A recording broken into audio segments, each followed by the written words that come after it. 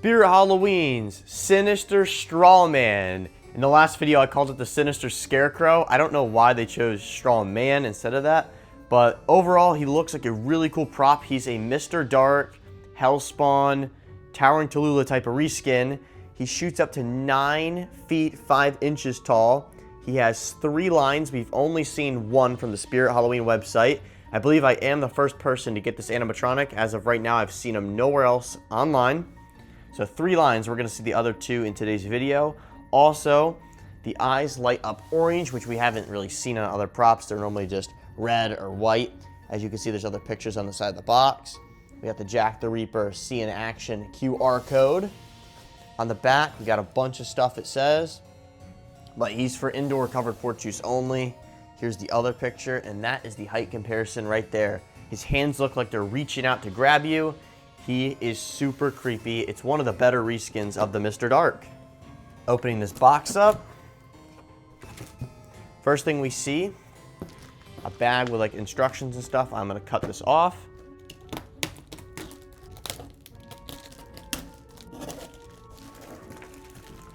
So I'm guessing this is a sand bag weight.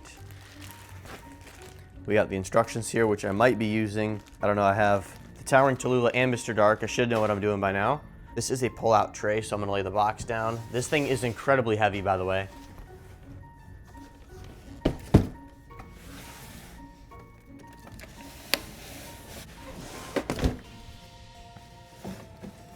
And this looks like a really simple build. Here's that piece that everybody loses that connects on, which you'll see. If you don't know what this is, you'll find out later in this video. Everything's twist tied in, techie.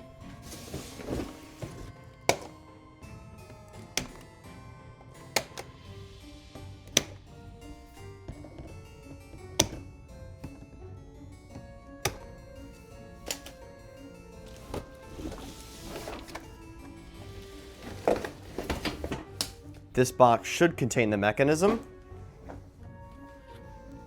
It's like falling down. I can't stand it upright. We'll get into that box in just a minute.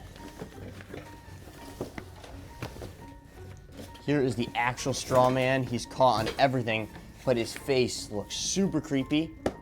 It's a hard plastic. There is no latex over this, and you can see the LED eyes. And he looks like he's made out of a weatherproof material, though he's not.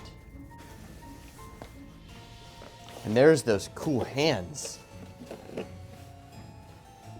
They're all wrapped up too, but that's what they look like. Also, hard plastic. The other stuff that's in the box is this spacer. I thought there'd be something in there, but there's not. The power adapter's down there. I'll get to that in a minute. But we got the base. 2 sections of the base, actually. This greasy mechanism. I'm so glad they put a bag over this. Taking this power adapter out, and then I'm gonna check out the mechanism box to see if anything's changed, because I think this guy jumps higher than the other animatronics. Maybe by a little bit, I don't know. So this is just a typical 6-volt 2-amp adapter. Whenever this box flips over, that mechanism shoots through, so I think due to shipping, it busted a hole through it. So I'm really hoping this animatronic still works.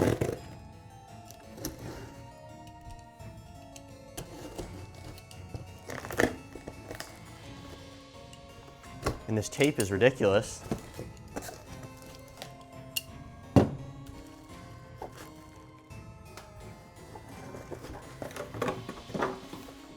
This thing looks like what we're used to, and if you haven't seen the other videos, this is probably a lot to you. This is a scissor type of mechanism.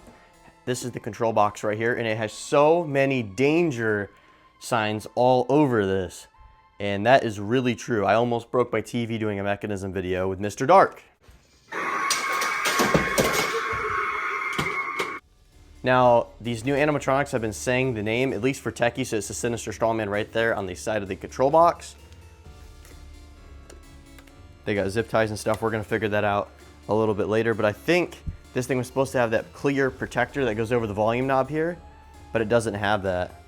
So I'm really hoping my control box works. I'm gonna check in this box, which I could see it down in there.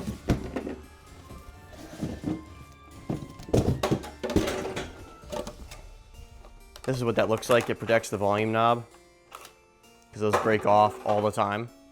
Here is an overview of all the parts, starting with the Straw Man, his mechanism with the control box, the frame cap piece, power adapter, instructions, 2 parts of the base, one having the jump mechanism on it. Starting with the build, we have half of a base. I got the other half in my hand and we're putting that on now. The trick to this is lining both sides up evenly, not doing one at a time. Now, I prefer to actually stand it up like this.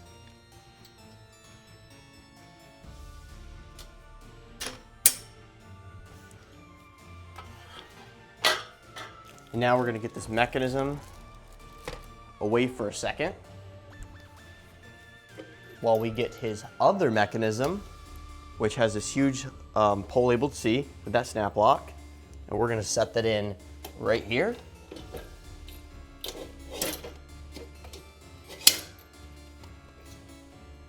And guess how many warning labels are on this prop, guys? We got 1, 2, 3, 4, 5, 6, 7, and I took one off the control box, which is 8. So this is what the mechanism does. It's like a scissor mechanism, but it's also not.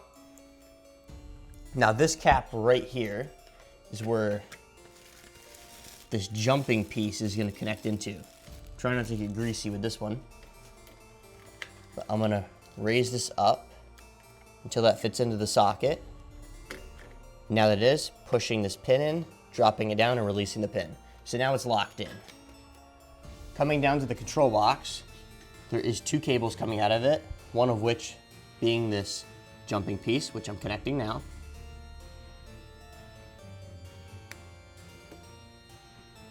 This one's being tough to connect.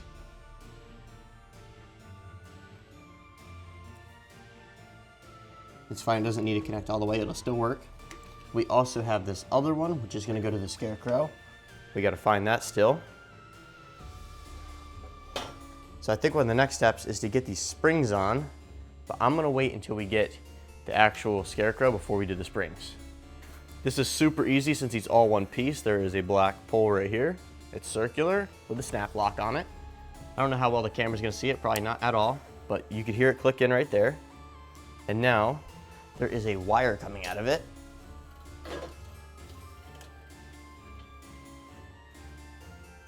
I don't know which end goes where. It loops back in there.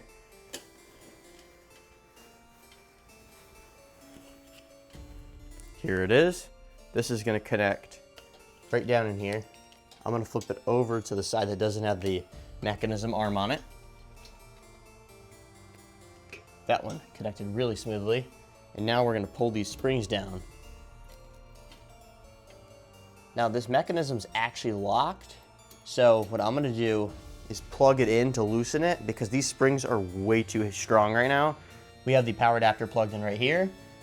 I'm going to set him to the on mode and just wait till he does his activation. Now when this jumps, he's not going to shoot up because the springs are not currently connected. Inside me. So now that I've got this loose, just by unplugging it when the jump scare goes off, you can see it's not locked up anymore. So I'm going to hold this up while I put the springs on. Yellow goes to yellow, blue to blue.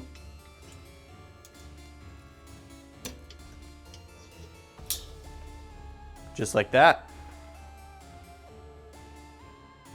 We just pull all of the clothing down. Looks way better. Now we're going to put this plastic cap piece in.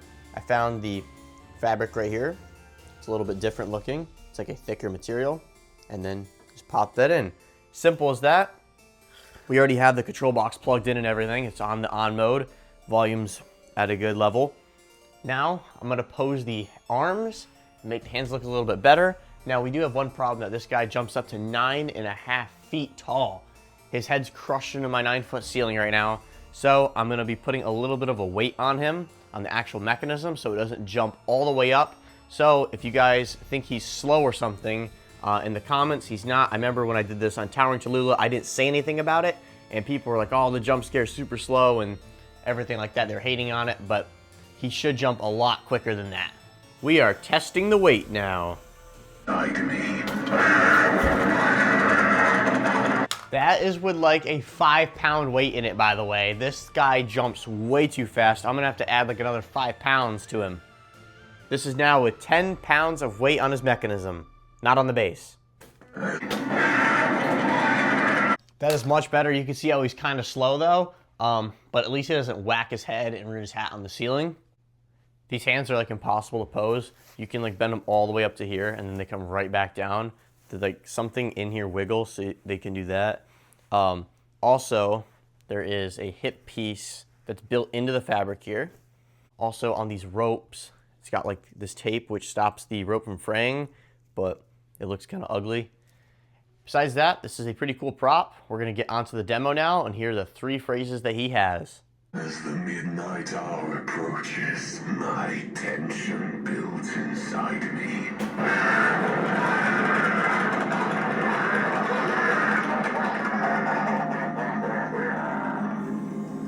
Now you see what I'm capable of. So, beware and keep out of my presence. For I may take out my aggressions on you next time.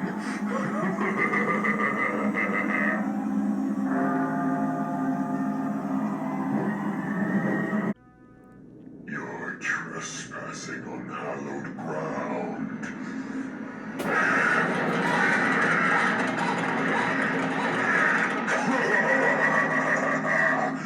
Not everyone who does gets to live to tell about it.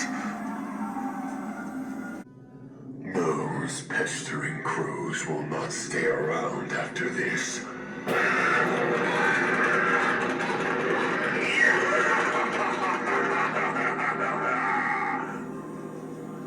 Just like you, they flee when I rise, and they won't be coming back for long. Overall, this guy is a really cool prop. I like how he has more than 1 phrase, and not just 2, but having 3 is a big deal for a prop like this. I just don't like the motion sensor on it. It doesn't detect any motion, at least mine doesn't.